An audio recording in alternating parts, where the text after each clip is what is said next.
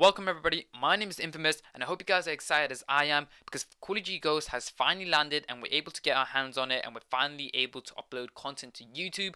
So once again, hope you guys are excited as I am because I know I'm really pumped about this game. But before we get into this gameplay, I just want to give you a quick rundown letting you guys know that you guys should be staying tuned to my channel. Make sure you hit that subscribe button because I'm going to have tons of CoD Ghosts gameplay. I've had this game for a while now, over a week or so. So I know everything about the maps. I know the best ways, best routes to take. So I'm going to have KE gameplays, specialist gameplays, and high scoring gameplays, and even tips and tricks videos to make sure that you guys become the best you possibly can at CoD Ghosts. So you can do the same, get KEMs yourself, and get high scoring gameplays. So once again, make sure you hit that subscribe button, make sure you're staying tuned, and let's get straight into the video now. What is going on, guys? This is going to be one of the first CoD gameplays on my channel and probably even on YouTube. So if you're as excited as I am, make sure you hit that like button, show me some support. But apart from that, let's get straight into this video.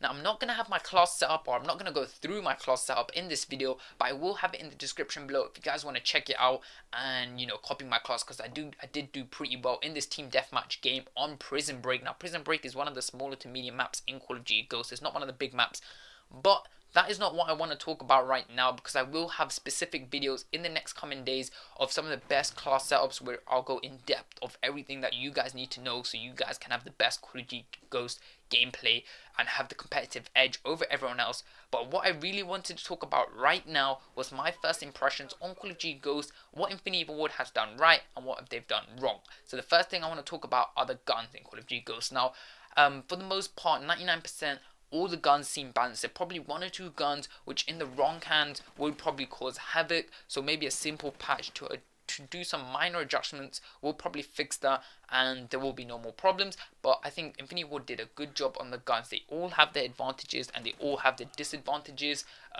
They all do similar damage. And one thing that Black Ops 2 got a lot of slack for was having warrior guns. So people who had really good connections and used guns like Scorpion and the AN-94 would just melt other people online.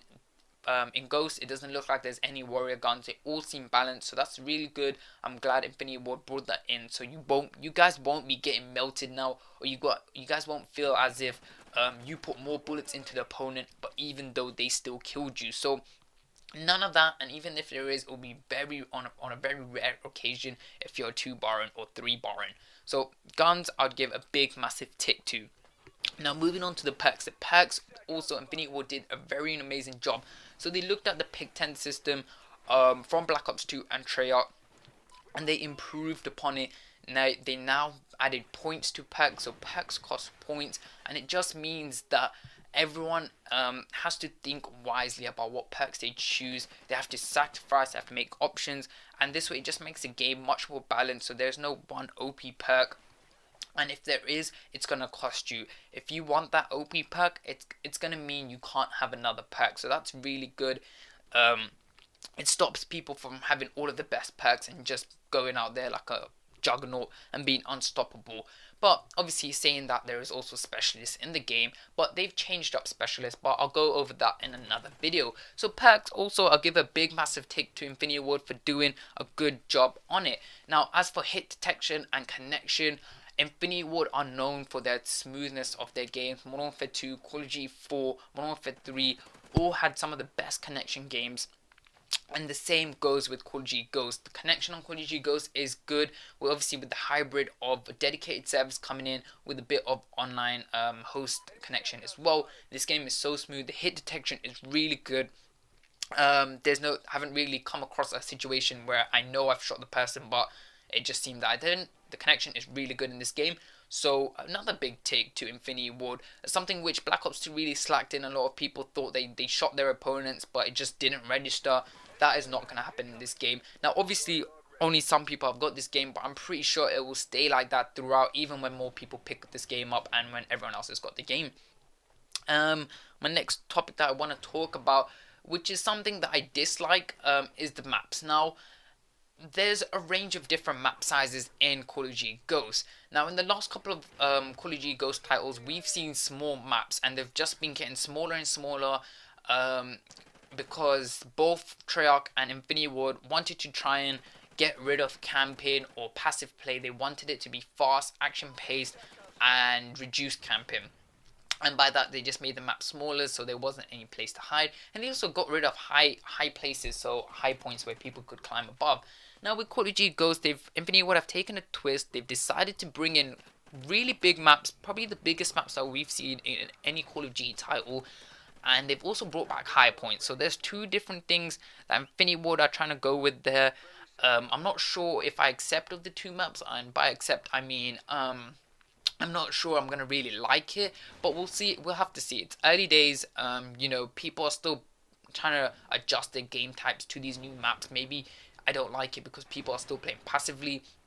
Maybe when more people pick up the game, there'll be more rushes around, and it wouldn't feel like such a big map. Maybe it just feels like a big map right now because everyone's trying to save their KDR. No one wants to die as much, so people are playing more passively. But we'll have to see. But as of right now, the maps are pretty big.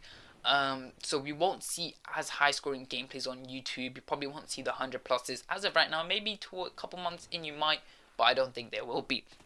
So the maps 50-50. Some of them are really good, some of them are a bit too big, and a lot of competitive players are complaining, but we'll have to see. Now game modes is another topic I want to talk about.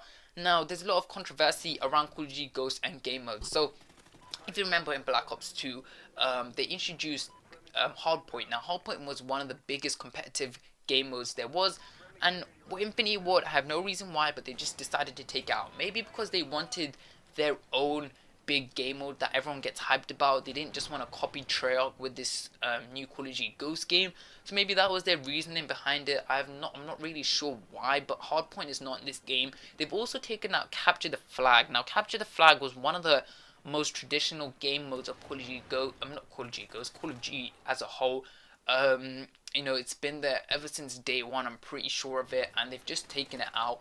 But they did replace it with a similar type game mode, I guess, called Blitz. And if you haven't seen Blitz, I'm sure there'll be many gameplays on YouTube where you guys can just check that out. And another big game mode they've decided to take out is Search and Destroy. Now I know a lot of people in the Call of Duty community only play Search and Destroy, so the fact that they've taken this out has enraged quite a few people. But they did replace it with Search and Rescue, which is what they call an evolved type of Search and Destroy. So when you kill a person, to actually confirm the kill, you have to go up and pick the dog tag up. Otherwise, if your opponents pick that dog tag up, which the enemy you kill drop, it means they can't respawn.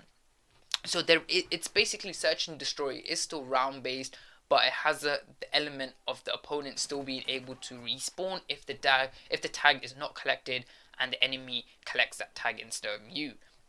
So there are a couple big, steps that Infinity Ward decided to take. I think they really wanted to put their foot down and make a name for themselves with this last kind of Call of Duty game on the current gen consoles before they migrate over to a next generation game. But anyways guys, that's it for my first impressions of this game. Overall, I would say this game is really good, and with some minor patches, this game could be almost close to a perfect game. I hope you guys are excited as I am. Again, if you could, I'd really appreciate if you would hit that like button. And if you guys haven't picked up this game yet, I'd really recommend you do, because it's a good game and we're going to have another fun year of Call of Duty Ghosts. But until next time, this has been your boy Infamous. Make sure you hit that subscribe button, because I'm going to have a ton of Call of Duty Ghosts gameplays in the next couple of days and throughout the year. And peace, that's it. Sorry for starting there.